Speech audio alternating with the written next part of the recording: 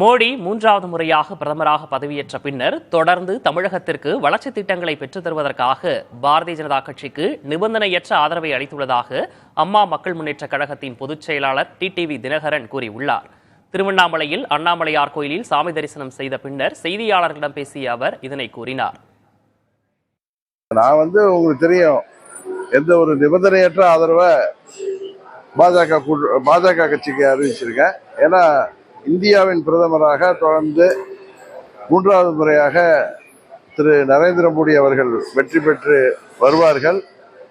கடந்த 10 ஆண்டுகளாக எந்த ஊழல் குற்றச்சாட்டு இல்லாத இந்தியாவை வளர்ச்சி பாதையிலே கொண்டு செல்கின்ற ஆட்சியாக நரேந்திர மோடி அவர்களின் ஆட்சி நடைபெற்றுக் கொண்டிருக்கிறது.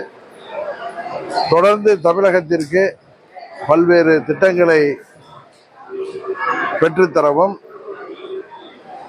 மூன்றாவது முறையாக பதவியேற்கின்ற திரு நரேந்திர மோடி அவர்கள் இந்தியாவை ஒரு உலகத்திலேயே ஒரு தலை சிறந்த நாடாக, வல்லரசு நாடாக உயர்த்துவார்.